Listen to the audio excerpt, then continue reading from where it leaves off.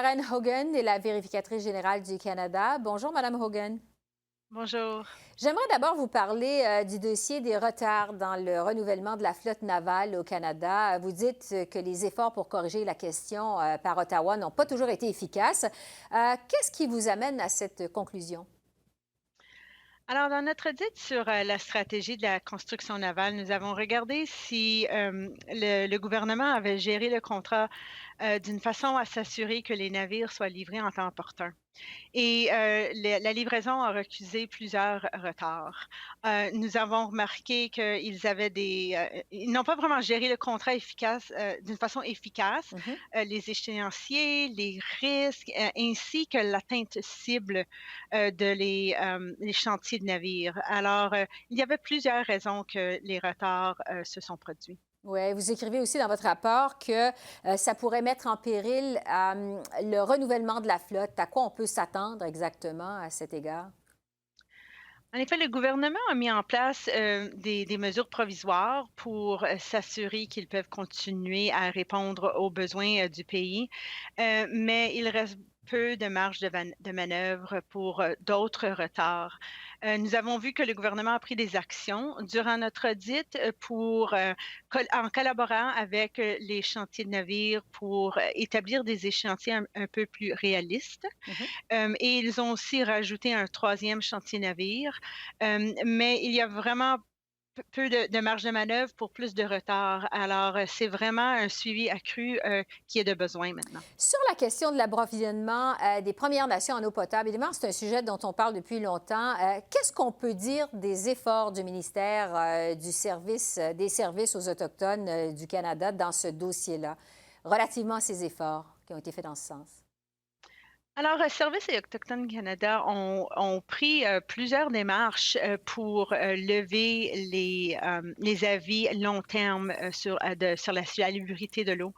En effet, durant notre audit, nous avons vu qu'environ une soixantaine d'avis de qualité d'eau ont été levés, mais il reste beaucoup de chemin à faire pour trouver des solutions à long terme qui sont durables.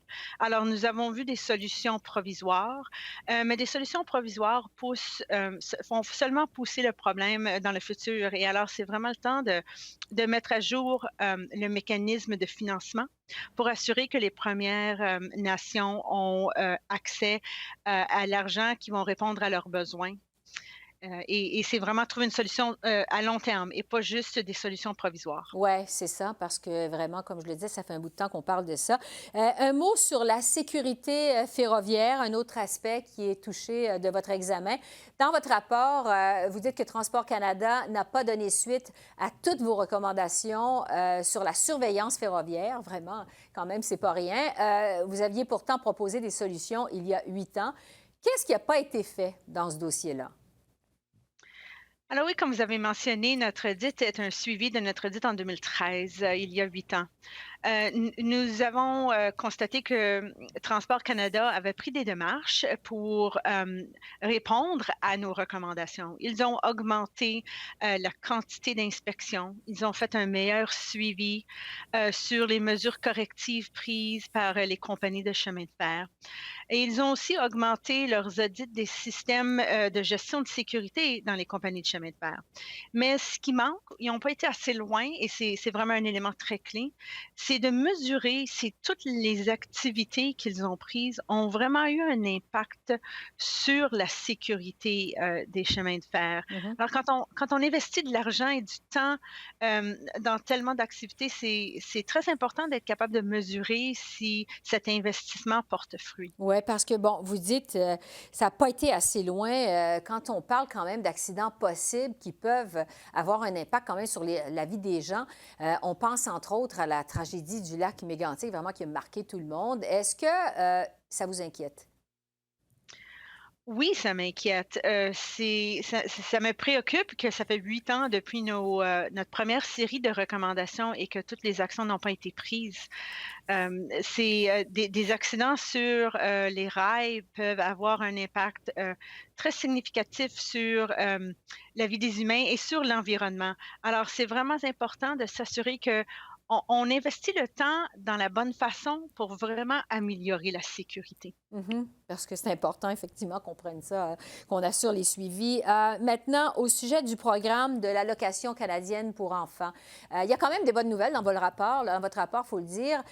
Vous écrivez que l'Agence du revenu du Canada a géré le programme de manière à verser le montant exact des prestations en temps utile à des millions de familles admissibles. Je vous demandais quel a été l'impact de cette bonne gestion-là pour les familles canadiennes. En effet, il y a des milliers de familles au Canada qui se fient sur le programme pour avoir l'argent pour élever leurs enfants. Alors, oui, c'est un positif et qu'on peut mentionner que l'Agence de revenus du Canada a bien géré le programme pour s'assurer que les allocations étaient exactes et ont été reçues en temps opportun. Nous avons remarqué, par exemple, des opportunités pour encore renforcer et améliorer le programme, Mhm. un meilleur échange d'informations entre les agences fédéraux pour s'assurer que les allocations sont basées sur l'information qui est courante. Serait important et aussi une opportunité pour améliorer l'information requise pour démontrer l'éligibilité. Alors vraiment, c'est une bonne histoire. L'Agence de revenus a bien fait, mais il y a toujours la possibilité de s'améliorer. Oui, c'est ça. Comme vous le dites, c'est un programme qui a été bien géré, mais qui a toujours place à l'amélioration. Alors, Karen Hogan, vérificatrice générale du Canada, merci pour vos précisions. Merci. Merci. Au revoir. Au revoir.